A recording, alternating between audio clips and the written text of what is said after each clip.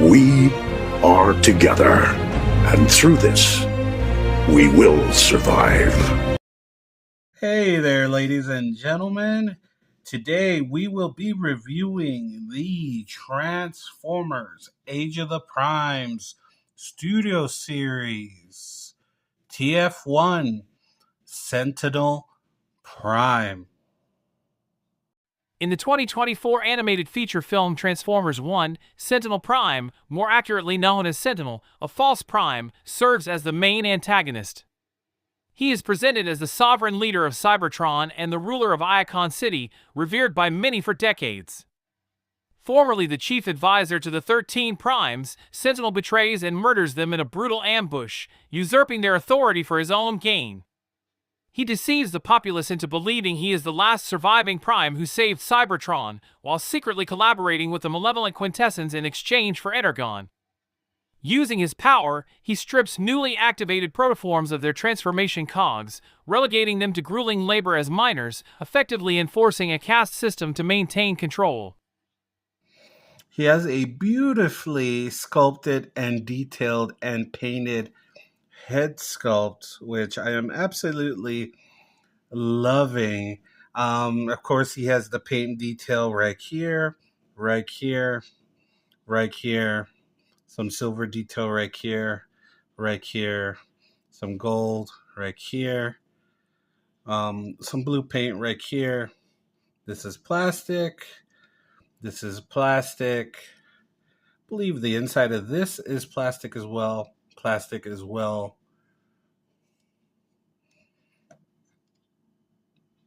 I believe this is paint. Paint. Paint or just solid plastic. Despite them calling this a Voyager class, it's not really quite a Voyager class.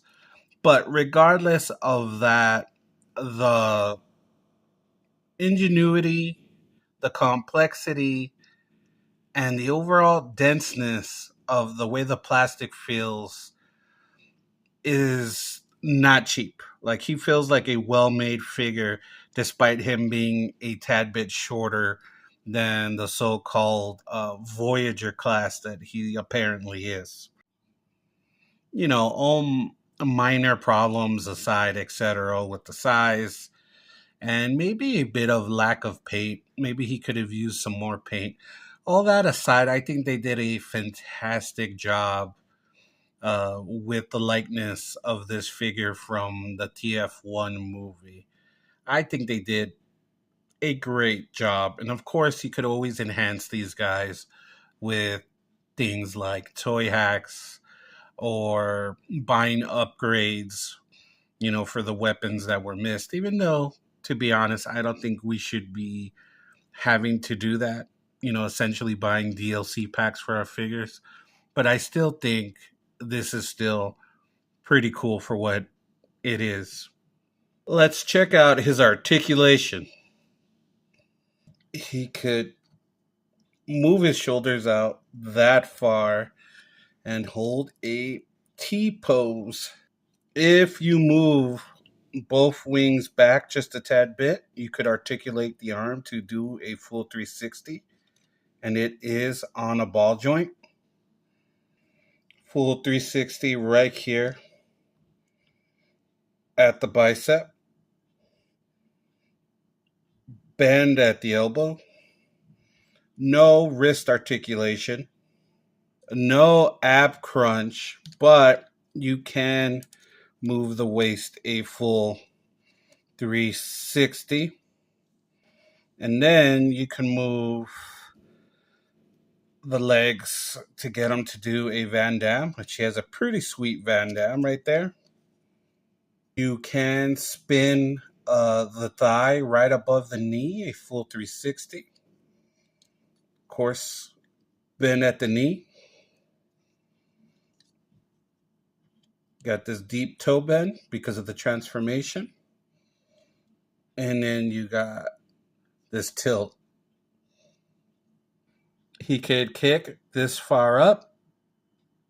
He cannot really kick that far back because of the wings get in the way. Okay, the head cannot really move up or down, but you can do a full 360.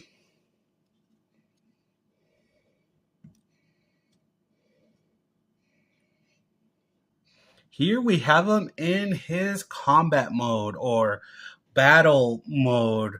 This is the only other mode that does appear in the film. So, of course, he gets this cool face mask. You got the cannons coming out, the chest plates flare out. The arms pretty much turn into like Mega Man cannons. The forearms go down and become these big cannons right here. And then right here at the leg, on the legs, these little mini pod rocket launchers, pod missile launchers come out, which look pretty cool. You face the toes down, and then the rockets pop out, and he's supposed to hover. And yeah, that's his battle mode. I think that's pretty neat. He's kind of a triple changer, or I guess a double and a half changer. I don't know what you would call that, but it kind of brings me back to the old Transmetal days and Beast Wars when they had like an extra mode that really wasn't a transformation. It was just a mode on top of that.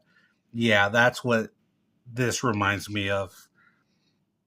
Now, for accessories, he comes with this brightly pink colored shield.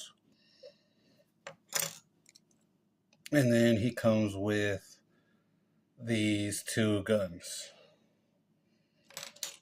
Of course, the shield does peg into the side of his forearm if you want to use it that way. And of course, you could take the blasters off the shield and you could have him use them both as hand weapons, hand cannons, guns, etc. He could dual wield them. So this jet mode is awesome considering we never actually see him in his alt mode in the movie. I think like what they gave us here is awesome. I don't know if this came from concept art or whatever, but the execution of this is really good. It really reminds me of the Cyclonus mode. You know, Tiger Hawk, Cyclonus, Ferrac. That's what it reminds me of. Those type of jets. He looks awesome. This looks great with the blasters here. You know, the paint applications, everything. The paint here. It's a really good looking, sci-fi looking jet. You know, yes, you know, you got the robot kibble here, but I kind of like how it kind of mass shifted down this way. Everything just kind of moves down that way. I wish maybe this could have been cleaned up a bit better, but I like what we got here. I'm happy with how this came out, you know, in regards to his jet mode.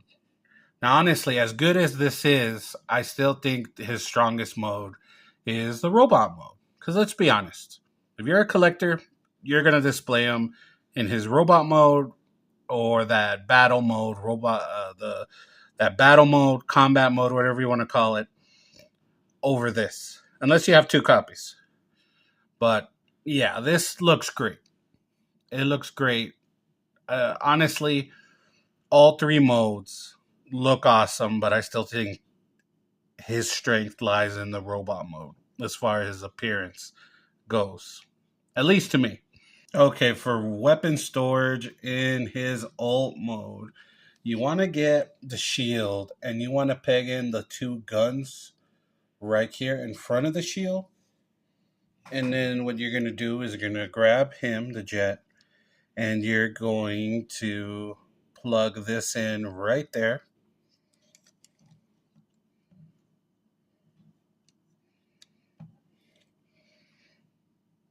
And that's what it should look like. Looks real clean. It looks real good. Here we have Sentinel in his base robot mode compared to TF1 Optimus and TF1 Bumblebee. Small Deluxe, Deluxe, Voyager, And I'm guessing this is a Voyager because he's on his tippy toes when he's in his other mode.